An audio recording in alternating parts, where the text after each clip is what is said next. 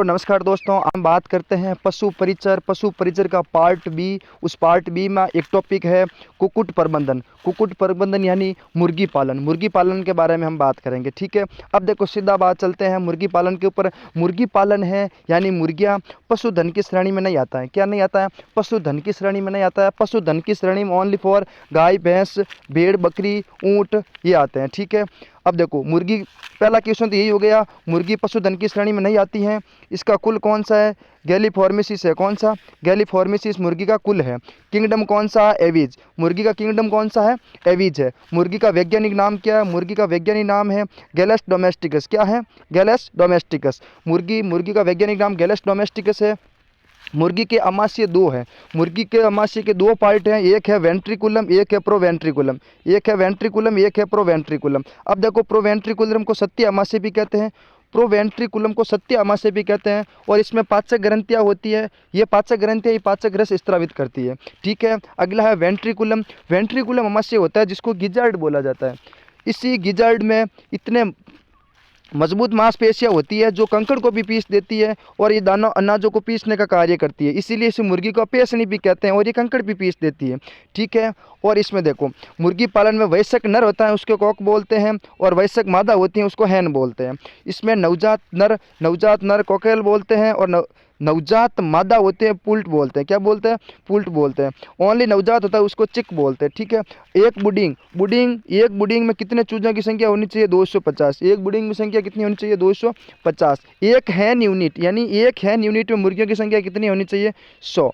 और अंडे देने की प्रक्रिया क्या कहलाती है? लेइंग कहलाती है। क्या कहलाती है? लेइंग कहलाती है। ठीक है, अब देखो एक आगे आती है हैचिंग। क्या आती है? हैचिंग किसे कहते हैं? अंडे से चूजे का बाहर आना क्या कहलाता है? हैचिंग कहलाता है। अंडे से चूजे का बाहर आने की प्रक्रिया क्या कहलाती है? हैचिंग कहलाती है। ठीक है, एक होती है इंक्यूबेशन। क्या होता है? एक इंक्यूबेशन क्या होता है? इंक्यूबेशन होता है मुर्गी द्वारा अंडे देने से लेकर बाहर आने की प्रक्रिया क्या कहलाती है?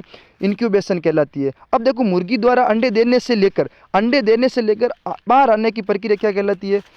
इंक्यूबेशन कहलाती है। और ये इंक्यूबेशन कितने दिन की होती है? इंक्यूबेशन होती है 21 दिन की। यानी कि मुर्गी अंडा देने के बाद उस अंडे से बाहर निकलेगा बच्चा 21 दिन के बाद। यही क्या है? इंक्यूबेशन है।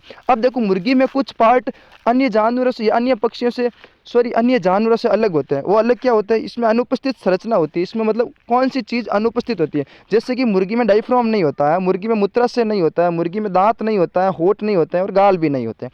ठीक है, अब देखो मुर्गी का सामान्य तापमान देखते हैं ना, तो मुर्गी का सामान्य तापमान 107 फ़ारेनहाइट है, या सेंटीग्रेड में देखते हैं तो 75 सेंटीग्रेड है। ये एक बार एलएसए में क्वेश्चन आ रखा है, उसमें 106 सेंटीग्रेड भी लिखा हुआ था। ठीक है, इंपॉर्टेंट है, थोड़ा ध्यान रखना। मुर्गी के मांस को चिकन बोलते हैं। क्या बोलते हैं भाई? चिकन बोलते हैं। और ऐसे ही हम देख इंपॉर्टेंट चीज़ यही देख लेते हैं। गाय के मांस को बीफ बोलते हैं, भैंस के मांस को कारा बीफ बोलते हैं, बकरी के मांस को चेवण बोलते हैं, भेड़ के मांस को मटन बोलते हैं, सुअर के मांस को पोर्क बोलते हैं, घोड़ी का मांस चाउलीन तथा खरगोश का मांस मोतीनुमा सफ़ेद मीट कहा जाता है। ठीक है, इस चीज़ का थोड़ा ध्यान रखना। अब देखो बंध्याकृत नर यानी कि बंध्याकृत मुर्गा होता है ना, उसको क्या बोलता है? कैपोन बोलते हैं। क्या बोलते हैं भाई? कैपोन बोलते हैं। कुक्कुट आवासक। अब देखो कुक्कुट आवासन क्या होता है? लंबा अक्ष का होता है। लंबा अक्ष का मतलब होता है वो एक लंबाकार होता है, मतलब आयताकार होता है। उसकी लंबाई होती है पूर्व से पश्चिम की ओर। कहाँ से लंबी होती है? पूर्व से पश्चिम की ओर। अब देखो मुर्गों को पहचानने के लिए उस पर इस प्रकार का निशान लगाया जाता है। उसको पहचान लेके मुर्गों को पहचानने विनिंग टैपिंग लगाते हैं। क्या कहते हैं? विनिंग टैपिंग या बॉन्डिंग विधि काम में ली जाती है। कौन सी विधि काम में ली जाती है? बॉन्डिंग विधि काम में ली जाती है। ठीक है, अब देखो मुर्गी 22 सप्ताह बाद अंडा देना शुरू करती है। कितने सप्ताह बाद? 22 सप्ताह में। मतलब मुर्गी कितने सप्ताह बाद अंडा देना, मतलब मुर्गी का जब जन्म होता है, चूजा होता है, वो चूजा बड़ा होने के बाद जब अंडे से बाहर निकलेगा ना, अंडे के बाहर निकलने के बाद 22 सप्ताह बाद वो क्या देना शुरू कर देगा? अंडा देना शुरू कर देगा। ठीक है, आगे आते हैं लेयर। अंडा देने वाली मुर्गी क्या कहलाती है? लेयर कहलाती है। और लोफर लेयर क्या कहलाती है? अब अंडा नहीं देती है। जो मुर्गी अंडा नहीं देती है उसको क्या कहते हैं? Loafer laying. और लेइंग क्या कहते हैं? अंडा देने वाली मुर्गी। मुर्गी की आवासीय प्रणाली। अब मुर्गी को रखते कैसे हैं? किस प्रकार मुर्गी को रखा जाता है? अब देखो मुर्गी की एक होती है पिंजरा प्रणाली, एक होती है डीप लिटर प्रणाली, एक होती है फ्री रेंज जिन्हें विस्तृत प्रणाली कहते हैं, एक होती है फोल्डिंग यूनिट प्रणाली। ठीक है, सबसे सघन यानी पास में कहाँ पर होते हैं? सबसे सघन यूनिट होती कौन सी? सघन प्रणाली होती है पिंजरा प्रणाली, जिसे बैटरी प्रणाली भी कहा जाता है। ठीक है, और इन प्रणालियों में से सबसे प्राचीन प्रणाली कौन सी है? Free range. अब फ्री रेंज का मतलब क्या हुआ? खुले में छोड़ देना। खुले में छोड़ देने। विस्तृत प्रणाली है, वो क्या एक तरह की प्राचीन है, ठीक है। जैविक अंडा सर्वश्रेष्ठ कौन सी प्रणाली में रहता है? फ्री रेंज प्रणाली में, ठीक है। स्वच्छ अंडा एकदम बेस्ट अंडा कौन सी प्रणाली में रहेगा? पिंजरा प्रणाली में। कौन सी प्रणाली में? पिंजरा प्रणाली में। सौजातीय भक्षण सर्वाधिक कहाँ होता है? यानी मतलब मुर्गी मुर्गी को खाती है या मुर्गी मुर्गी को चोंच मारती है, तो ये होता है सौजातीय भक्षण। और ये सौजातीय भक्षण पिंजरा प्रणाली होती है। कौन सी? पिंजरा प्रणाली में होती है। अब देखो ये होता है कैनाबोलिज्म। कैनाबोलिज्म कहते हैं किसको है? कैनाबोलिज्म किसको कहते हैं? कैनाबोलिज्म कहते हैं मुर्गी एक मुर्गी दूसरे मुर्गी को चोंच मारती है या उसको खाने की कोशिश करती है या उसको क्षतिग्रस्त करने की कोशिश करते हैं, उसी को बोलते हैं कैनाबोलिज्म, ठीक है। आगे आती है पिंजरा और बैटरी। पिंजरा या बैटरी प्रणाली को ब्रॉयलर में काम नहीं करती है, ब्रॉयलर में काम नहीं करती है। ब्रॉयलर क्या है मैं आपको आगे बताऊंगा, ठीक है। अब देखो आगे देखो, डीप लिटर प्रणाली। आपने डीप लिटर प्रणाली देखा, उसमें बिछवाई की गहराई, मतलब वहाँ पर जो बिछाया जाता है ना बिछवाई, उस बिछवाई की गहराई कितनी होती है? 8 से 12 इंच की होती है। कितनी होती है? 8 से 12 इंच की होती है। और उसको सूखा रखने के लिए, अब क्या उससे नमी की मात्रा ज़्यादा हो जाती है, उसको गीला हो जाता है, उसको सूखा रखना बहुत ज़रूरी होता है। अब देखो सूखा रखने के लिए उसमें सुपर फास्फेट और बुझा हुआ चूना का प्रयोग किया जाता है। किसका प्रयोग किया जाता है? सुपर फास्फेट और बुझा हुआ चूना का। फोल्डिंग प्रणाली में क्या होता है? 100 वर्ग फीट होना चाहिए। क्या होना चाहिए? 100 वर्ग फीट एरिया होना चाहिए। और 100 वर्ग फीट एरिया के अंदर कितनी मुर्गियाँ होनी चाहिए? 25 मुर्गियाँ होनी चाहिए। कितनी होनी चाहिए? 25 होनी। अब लेयर ब्रॉयलर दोनों में काम में कौन सी ली जाती है? लेयर ब्रॉयलर दोनों में काम कौन सी ली जाती है? डीप लीटर, ठीक है। अब देखो 250 चूजों के लिए कितने चूजे? 250 चूजों के लिए 3 फीटर और 4 वाटर होना चाहिए। 3 फीटर मतलब वो चूजों को चुगा रखने के लिए, उसको दाना रखने के लिए जो पात्र होते हैं ना, उसको फीटर बोलते हैं। और वाटर यानी पानी रखने वाले जो पात्र होते हैं उसको वाटर बोलते हैं, ठीक है। तो ध्यान रखना 250 चूजों के लिए 3 फीटर और 4 वाटर होना अनिवार्य है। भारत में विकसित लाइन का मतलब क्या हुआ? देखो लाइन का मतलब हुआ कि भारत के द्वारा विकसित की गई एक मुर्गी की नई नस्ल है, तो वो कौन सी है? PD2 नवजात एप का मतलब फीमेल, PD2 वन राजा फीमेल। अब देखो एक अंडे के बाद दूसरा अंडा। अब मुर्गी एक अंडा दे देगी, दूसरा अंडा कितने समय के बाद देगी? एक अंडे के बाद दूसरा अंडा 24 से 30 घंटे के बाद देगी। कितने बाद देगी? 24 से 30 घंटों के बाद। चूजे को 6 सप्ताह तक की उम्र अतिरिक्त तापमान प्रदान करना, उसको क्या बोलते हैं? उसको भी हैचिंग बोलते हैं। देखो एक नंबर हैचिंग पहले भी पढ़ा था, लेकिन यहाँ पर भी ये क्या कहलाता है? हैचिंग कहलाता है। अर्ध सघन आवासीय प्रणाली में प्रति हेक्टेयर में 750 वयस्क मुर्गियाँ होती है। कितनी होती है भाई? 750 वयस्क मुर्गियाँ होती है, ठीक है। अब एक मुर्गी का अंडा होता है, उसका वेट कितना होता है? एक मुर्गी के अंडे का वेट होता है 58 ग्राम। कितना होता है भाई? 58 ग्राम होता है। और उनमें से पानी होता है कितना? 74% क्या होता है? उस अंडे में पानी होता है। अब देखो एक संस्था है CARI, जिसे राष्ट्रीय पक्षी अनुसंधान संस्था होते हैं, वो कहाँ है? इज्जतनगर बरेली यूपी के अंदर है। और इसकी स्थापना इज्जतनगर बरेली यूपी में है। और इसकी स्थापना 1979 में हुई थी। इस चीज़ का थोड़ा ध्यान नहीं रखना। अब देखो कई पक्षियों में कहीं नहीं, सभी पक्षियों में यही होता है कि उसका पाचन तंत्र, जनन तंत्र, उत्सर्जन तंत्र एक ही रास्ता होता है। पाचन तंत्र, उत्सर्जन तंत्र, जनन तंत्र का एक ही रास्ता होता है। उस रास्ते को बोलते हैं क्या? क्लोइका बोलते हैं। क्या बोलते हैं? साइंस की भाषा में इसको क्या बोलते हैं? क्लोइका बोलते हैं। क्या बोलते हैं भाई? क्लोइका बोलते हैं। अब हम बात करते हैं मुर्गी की नस्लें। मुर्गी की देखो नस्लें कई प्रकार की नस्लें, एक देसी नस्ल है और एक विदेशी नस्ल है, ठीक है। अब देखो भारत की प्राचीनतम नस्ल कौन सी है मुर्गी की? भारत की प्राचीनतम नस्ल कौन सी है भाई? असील नस्ल है। कौन सी? असील है, जो यूपी और छत्तीसगढ़ की है। अब कहाँ की है? यूपी और छत्तीसगढ़ की है। ये मुर्गी की स्वभाव कैसा है? ये एक तो रात से ही चाल चलती है और एक लड़ाकू स्वभाव की है। कैसी स्वभाव की है? लड़ाकू स्वभाव की है। अब लड़ाकू स्वभाव की है तो लोग इसको क्या गेम में कन्वर्ट कर दिया। अब इन मुर्गियों का क्या होता है? गेम होता है। तो इसीलिए इसे लड़ाकू नस्ल और इंडियन गेम्स कहते हैं। क्या कहते हैं? Indian games. ये यूपी की प्रसिद्ध है और यूपी की राजधानी क्या? लखनऊ है, इसीलिए इसको लखनऊ के मुर्गे भी कहते हैं, ठीक है। अब देखो देसी नस्ल में एक होगी असील, दूसरी है कड़कनाथ। कौन सी है? कड़कनाथ कहाँ की है? धार और झाबुआ।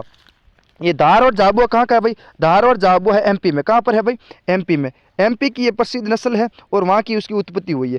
इसमें देखो इसमें मिलेनिन की मात्रा अधिक होती है। कड़कनाथ में मिलेनिन की मात्रा अधिक होती है, इसीलिए इसका मांस क्या होता है? काला होता है। कैसा होता है? काला होता है। इसीलिए इसका उपनाम क्या है? कालामासी है। कौन सा है भाई? कालामासी। LSA 2022 या 21 में एक क्वेश्चन पूछा गया था, कालामासी कौन सी मुर्गी की नस्ल है? तो कौन सी है भाई? कड़कनाथ है। कलंगी वेटल, इसकी जीभ कैसी होती है भाई? बैंगनी होती है। कैसी होती है? बैंगनी होती है। मुर्गी की सर्वाधिक हल्की नस्ल है, वेट में सबसे हल्की नस्ल कौन सी है? वो है कड़कनाथ। कौन सी है भाई? कड़कनाथ। इसमें सर्वाधिक क्या होता है, रोग प्रतिरोधक क्षमता पाई जाती है। क्या जाती है, रोग प्रतिरोधक क्षमता, जिसे क्या बोलते हैं, WBC। क्या बोलते हैं भाई, WBC बोलते हैं। मांस में कामो उत्तेजना के गुण अधिक होते हैं। उसकी मांस होता है उसको इतना तगड़ा होता है कि उसमें कामो उत्तेजना के गुण अधिक होते हैं। ठीक है, ये हो गई मुर्गी की देसी 2 नस्लें। आगे है एक चटगांव नस्ल, जिसे चिट्टागोंग नस्ल भी कहते हैं, जिसे मलय नस्ल भी कहते हैं, जो भारत के वो 7 बहनों में से 2 हैं, जैसे त्रिपुरा और मेघालय।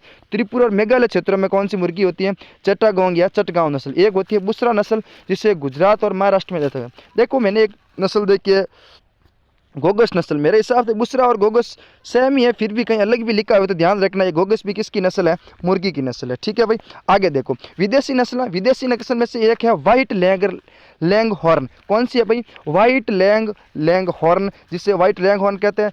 ये सर्वाधिक अंडा देने वाली मुर्गी है। कौन सी है भाई, सर्वाधिक अंडा देने वाली मुर्गी है। और इस मुर्गी की उत्पत्ति कहाँ से मानी जाती है, इटली से। ये भी क्वेश्चन आ रखा है LSA के अंदर, ये भी क्वेश्चन आ रखा है, व्हाइट लैंग हॉर्न की उत्पत्ति कहाँ से हुई है, तो कहाँ से हुई है भाई, इटली से हुई है। और ये सर्वाधिक अंडा देने वाली मुर्गी है। प्रति वर्ष 1 साल में 320 अंडे देती है। कितने देती है भाई, 320 अंडे देती है। अगली दूसरी नस्ल है जर्सी ब्लैक जियोर। जर्सी ब्लैक वाली मुर्गी वो कहाँ की है, USA अमेरिका की है, जो सबसे भारी नस्ल है। अब देखो हमने पहले बड़ी सबसे हल्की नस्ल कौन सी थी, कड़कनाथ थी। अब सबसे भारी नस्ल कौन सी है, जर्सी ब्लैक जियोर्ड। अब देखो जर्सी गाय की नस्ल है, लेकिन जर्सी ब्लैक जियोर्ड नस्ल किसकी है, मुर्गी की है। ठीक है, अब एक अगली नस्ल है कोचीन। कौन सी नस्ल है, कोचीन, जो कहाँ की है, चीन की है। कहाँ की है भाई, चीन की है। अब चीन की नस्ल है, तो चीन का एक शहर है संगई, इसीलिए इसको क्या कहते हैं, संगई पक्षी कहते हैं। क्या कहते हैं भाई, संगई पक्षी कहते हैं।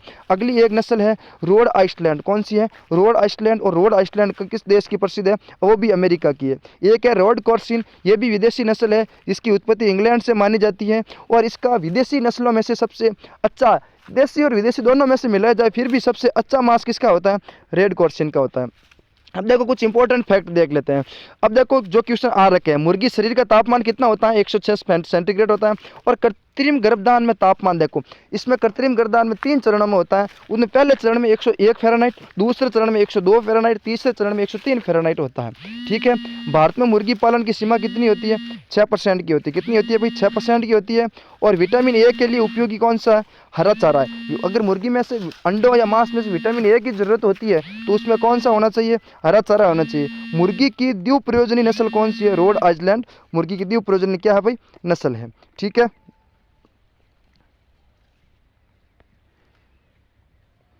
ठीक है भाई, अगला देखो, अगला देखते हैं कौन सा, अगला है देखो बॉयलर। अब देखो इंपॉर्टेंट फैक्ट देता, ब्रॉयलर किसे बोलते हैं, जो मांस उत्पादन वाले पक्षी होता है ना, उसको ब्रॉयलर बोलते हैं। और लेयर किसको बोलते हैं, अंडा उत्पादन देने वाले पक्षी को लेयर बोलते हैं। देखो कैनाबोलिज्म, मैंने वो भी पढ़ाया था। कैनाबोलिज्म होता क्या, एक दूसरे पर चोंच मारने वालों को क्या बोलते हैं, कैनाबोलिज्म। ये सर्वाधिक कहाँ से होती है, पिंजरा प्रणाली में सर्वाधिक होती है। ठीक है, अब देखो अंडे का अवयव देखते हैं, अंडे में क्या होता है। अंडे को अगर एक अंडे का उत्पादन सेवन करते हैं ना, यानी 58 ग्राम वाले ब्रॉयलर। अब देखो अंडे का अवयव होता है, अंडे में कितने कैलोरी ऊर्जा होती है, 80 कैलोरी। कितनी होती है भाई, 80 कैलोरी ऊर्जा होती है। इसमें जल होता है 66%, प्रोटीन होता है 11.8%, वसा होती है 11%, खनिज होता है 10.7%। ठीक है, अब देखो पूरे अंडे में है ना, पूरे अंडे का जो ऊपरी कवर होता है ना, वो कितना होता है, वो पूरा अंडे का पूरा कवर होता है, वो होता है पूरे अंडे का 11% होता है। कितना होता है, 11% होता है। और जो जर्दी होती है ना, पार की वो चारों ओर की जर्दी होती है, वो पूरे अंडे का कितने ग्राम होती है, 18 ग्राम की होती है। कितनी होती है भाई, 18 ग्राम की होती है। आगे देखो, इसमें खनिज तत्व भी बहुत होते हैं। एक खनिज तत्व जैसे F मतलब फास्फोरस, K मतलब पोटेशियम, Fe मतलब लोहा। और विटामिन कौन से होते हैं, A, D और B। ये किसके हो गए भाई, अंडे के हो गए। अब देखते हैं मांस के। मांस में जल कितना होता है, 65 से 80% होता है। प्रोटीन होता है 16 से 12%, सॉरी 16 से 22%। वसा होती है 1.5 से 1.3%। इसमें कार्बोहाइड्रेट 0.50 से 1.5 होता है।